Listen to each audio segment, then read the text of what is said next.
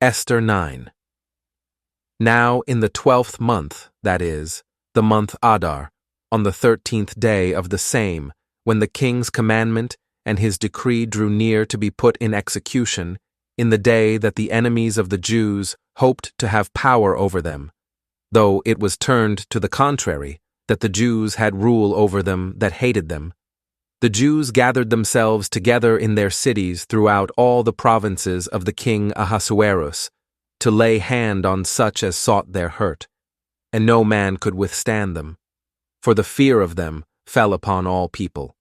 And all the rulers of the provinces, and the lieutenants, and the deputies, and officers of the king helped the Jews, because the fear of Mordecai fell upon them. For Mordecai was great in the king's house, and his fame went out throughout all the provinces. For this man, Mordecai waxed greater and greater. Thus, the Jews smote all their enemies with the stroke of the sword, and slaughter, and destruction, and did what they would unto those that hated them. And in Shushan the palace the Jews slew and destroyed 500 men.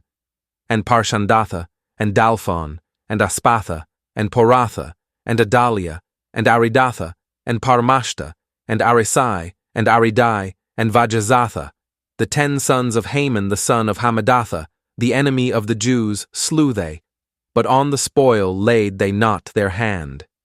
On that day the number of those that were slain in Shushan the palace was brought before the king. And the king said unto Esther the queen, The Jews have slain and destroyed 500 men in Shushan the palace, and the 10 sons of Haman. What have they done in the rest of the king's provinces? Now what is thy petition? And it shall be granted thee. Or what is thy request further? And it shall be done. Then said Esther, If it please the king, let it be granted to the Jews which are in Shushan to do tomorrow also according unto this day's decree, and let Haman's 10 sons be hanged upon the gallows. And the king commanded it so to be done, and the decree was given at Shushan. And they hanged Haman's 10 sons. For the Jews that were in Shushan gathered themselves together on the 14th day, also of the month Adar, and slew 300 men at Shushan. But on the prey they laid not their hand. But the other Jews that were in the king's provinces gathered themselves together, and stood for their lives, and had rest from their enemies, and slew of their foes 75,000, but they laid not their hands on the prey, on the 13th day of the month, Adar, and on the 14th day of the same rested they, and made it a day of feasting and gladness. But the Jews that were at Shushan assembled together on the 13th day thereof, and on the 14th thereof, and on the 15th day of the same they rested, and made it a day of feasting and gladness. Therefore the Jews of the villages that dwelt in the unwalled towns made the 14th day of the month Adar a day of gladness and feasting, and a good day, and of sending portions one to another. And Mordecai wrote these things, and sent letters unto all the Jews that were in all the provinces of the king Ahasuerus, both nigh and far, to stablish this among them, that they should keep the 14th day of the month Adar, and the 15th day of the same, yearly, as the days wherein the Jews rested from their enemies, and the month which was turned unto them from sorrow to joy, and from mourning into a good day, that they should make them days of feasting and joy, and of sending portions one to another, and gifts to the poor.